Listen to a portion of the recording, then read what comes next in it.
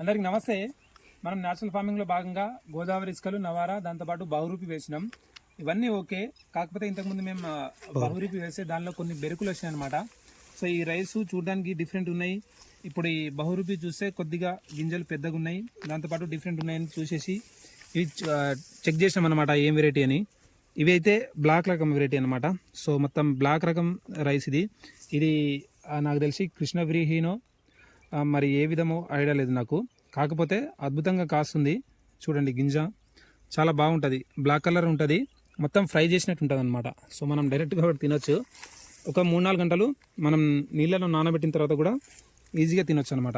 ఇంకా క్లియర్గా చూపించాలంటే ఒకసారి చూపిస్తా చూడండి. బ్లాక్ రైస్ ఒక్క బెరుకు అయితే వచ్చిందనమాట, ఒక చెట్టు, దాని నుంచి తీసిన గింజలే ఇవి. ఆ గింజలతోటే వేసిన.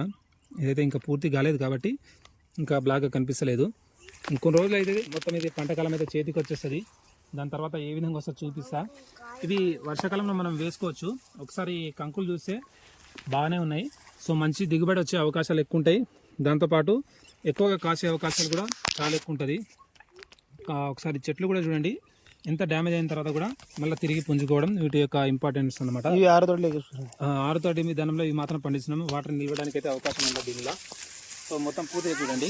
ఇక్కడ చూడండి రైస్ ఇది ఎట్లుందో బ్లాక్ కలర్లో మొత్తం ఫ్రై చేసినట్టు ఉంటుంది అనమాట. ఈ గింజలు చూస్తే చాలా బాగుంటుంది, టేస్ట్ మొత్తం ఫ్రై చేసినట్టు ఉంటుంది, తీయగా ఉంటుంది, డిఫరెంట్ ఉంటుంది అనమాట.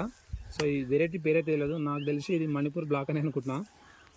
చూద్దాం, వర్షాకాలంలో పండిద్దాం. ఎవరికైతే తెలుస్తుందో వాళ్ళైతే తప్పకుండా చెప్తారు. ఈ రైసు ఒక 5 కేజీల వరకు అయితే వస్తాయేమో. ఒక 5-10 కేజీల వరకు అంటే ఎక్కువ ఉంటే నేను కూడా ఒక 2-3కి ఒక 4-5 కేజీల వరకు విత్తనాలు పంపించే అవకాశం అయితే కల్పించుకొని మీకు ఇవ్వడానికి ప్రయత్నిస్తా. సో నాతో పాటు మీరు కూడా బ్లాక్ రైస్ని న్యాచురల్ ఫార్మింగ్లో పండిద్దాం అనుకుంటే తప్పకుండా కొలాబరేట్ అవ్వండి. ఏ విధంగా పండించాలో నేను కూడా కంటిన్యూస్గా వీడియో రూపంలో మీకు తీసుకొస్తాను. Thank you.